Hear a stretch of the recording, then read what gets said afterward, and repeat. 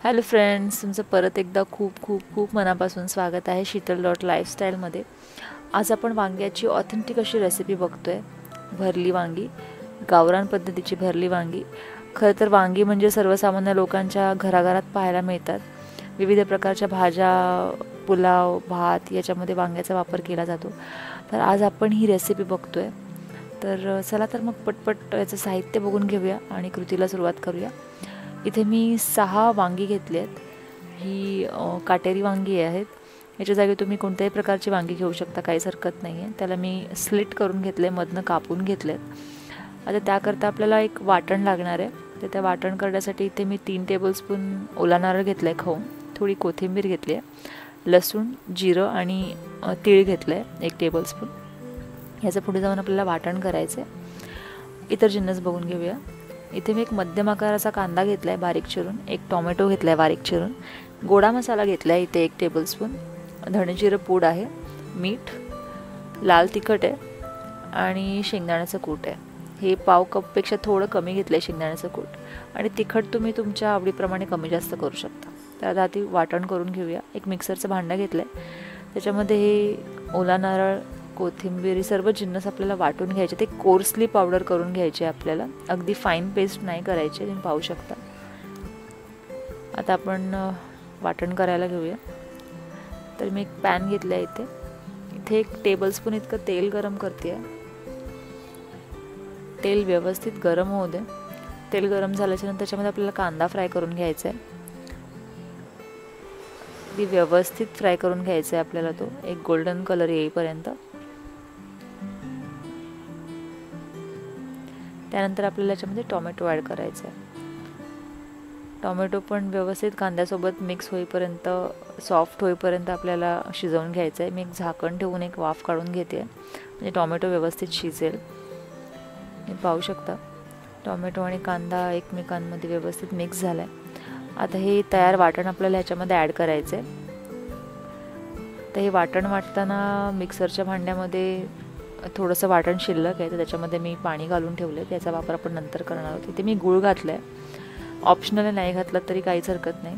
धणेजिरं पूड, लाल तिखट, ही काश्मीरी चिली पावडर आहे, त्याच्यामुळे मी थोडी जास्त घातली आहे. हवी तर तुम्ही कमी जास्त करू शकता तुमच्या आवडीप्रमाणे. हा गोडा मसाला आहे, आपण 1 टेबलस्पून इतका घेतला आहे.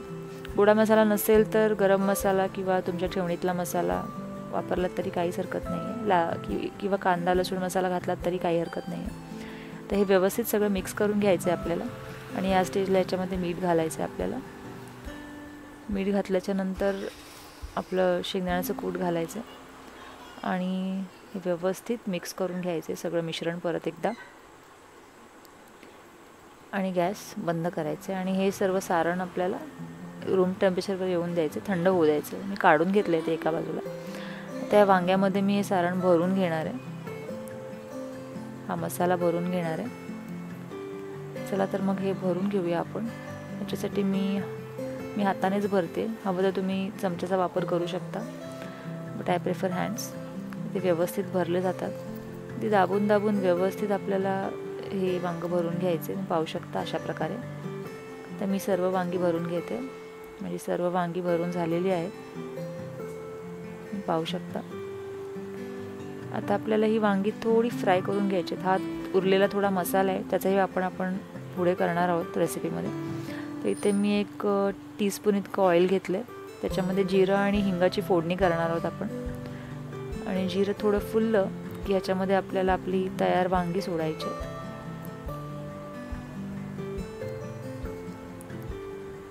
अशा प्रकारे सर्व वांगी या तेलावर आपल्याला छान फ्राय करून घ्यायचे. हे पाहू शकता.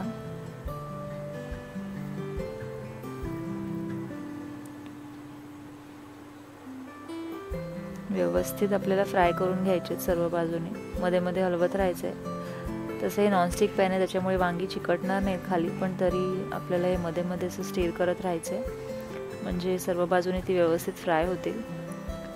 या स्टेजला इथे ती हाफ कुक होणार आहेत, त्याच्यामुळे हाफ कुक करून घ्यायचेत आपल्याला.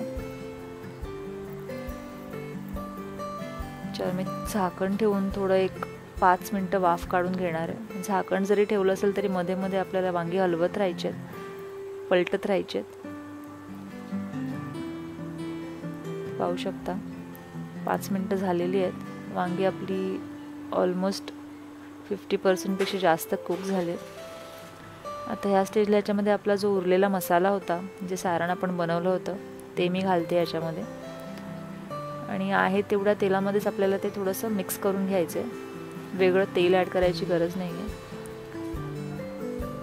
आणि हे जे वाटणाचं मिक्सरमधलं पाणी जे शिल्लक होतं, त्याच्यामध्ये मी थोडंसं अजून गरम पाणी ॲड केलं आहे आणि ते मी इथे या पॅनमध्ये ॲड करते. पाहू शकता. हे आता एकदा व्यवस्थित मिक्स करून घ्यायचे सर्व. आणि आता हे आपल्याला वाफेमध्ये शिजवून घ्यायचे परत एकदा झाकण ठेवून व्यवस्थित. तर 5-5 मिनटाच्या इंटरवलने आपल्याला झाकण ठेवायचे आणि शिजवून घ्यायचे. मध्ये मध्ये वांगी पलटत राहायचे आपल्याला. तर एक 5 ते 10 मिनटामध्ये ही वांगी शिजून होतील आपली. तर इथे आपली वांगी तयार झाली आहेत. तुम्ही पाहू शकता ग्रेव्हीचा कलर. आहा, बघूनच तोंडाला पाणी सुटलं आहे. वांगीही शिजलेत, मऊ झाले, तुम्ही पाहू शकता. आता ह्या स्टेजला जर तुम्हाला ग्रेव्ही इतकी दाटसर नको असेल तर मग ह्याच्यामध्ये पाणी घालून एखादी उकळी काढली तरी चालेल, पण मला ह्याच कन्सिस्टन्सीमध्ये हवेत. कारण की भाकरी पोळी याच्यासोबत ही कन्सिस्टन्सी आणि हा मसाला खूप सुंदर लागतो. तुम्ही नक्की ट्राय करा. ही मी आता प्लेटिंग करून घेते. तुम्ही पाहू शकता खूप सुंदर दिसत आहेत आपली वांगी. गरमागरम मसालेदार अशी भरली वांगी तुम्ही पाहू शकता. तर थोडीशी कोथिंबीर घालून आपण गार्निश करूया याला. आणि खायला अगदीच तयार आहेत. चपाती भाकरीसोबत तुम्ही कसंही खाऊ शकता. चला तर मग तुम्हाला ही रेसिपी आवडली असेल तर नक्की रेसिपीला लाईक करा, कमेंट करा, शेअर करा आणि माझ्या चॅनलला नक्की सबस्क्राईब करा. आणि ऑफकोर्स बेल आयकॉनवर हिट करायला विसरू नका, कारण की जेव्हा मी नवीन रेसिपी अपलोड करेन तेव्हा त्याचं नोटिफिकेशन सर्वात आधी तुम्हाला येईल. तेव्हा ट्यून इन विथ शीतल.lifestyle for new recipes. Take care and bye. See you soon.